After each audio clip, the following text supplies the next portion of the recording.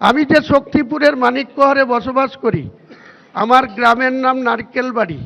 আমার গ্রামে যদি ৫,০০০ মুসলিম বসবাস করে আশপাশ নিয়ে, তো আরও ৪,০০০ হিন্দু মানিকগড় ঠাকুরবাড়ি সহ সবাই বসবাস করে। আমরা আজও পর্যন্ত কোনো মানুষ খুন হয়নি, কোনো হরগোবিন্দ দাসকে খুন করতে দেওয়া হয়নি।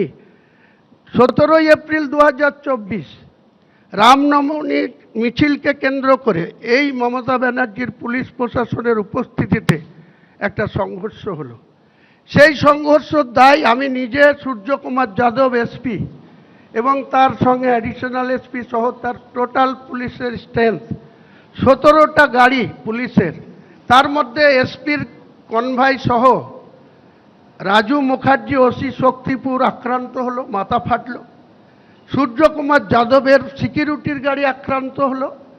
এই হুমায়ুন কবির দাঁড়ি থেকে মমতা ব্যানার্জির পুলিশকে সাপোর্ট দিয়ে ১৩টা গাড়ি আমার সুরক্ষিত জায়গায় রেখে সারা রাত্রি রাস্তায় দাঁড়িয়ে আমি মোকাবেলা করেছি, কাউকে একটা খুন হতে দিইনি। ৩ জন হিন্দু ব্যক্তি আক্রান্ত হলো, তাদের পুলিশ তুলে নিয়ে মেডিকেল কলেজে নিয়ে যেতে পারছে না, কারণ যেতে গিয়ে দুপুকুরিয়া, গৌরীপুর পুরো হিন্দু এলাকা, তারা ভাবছে যে মুসলিমদের এদিকে যেতে দেবো না। আমার গাড়িতে তুলে আমি নিজে উল্টো দিক দিয়ে রামনগর ঘাট দিয়ে নদী গঙ্গার ভাগীরথী পার করে পলাশি দিয়ে বহরমপুর মেডিকেল কলেজে তাদের পাঠিয়ে সুস্থতা করেছিলাম।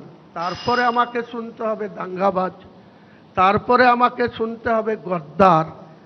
তাই আমাকে অনেক ভেবে চিনতে আগামী দিনে নতুন জনতার উন্নয়ন পার্টি খুলতে হয়েছে।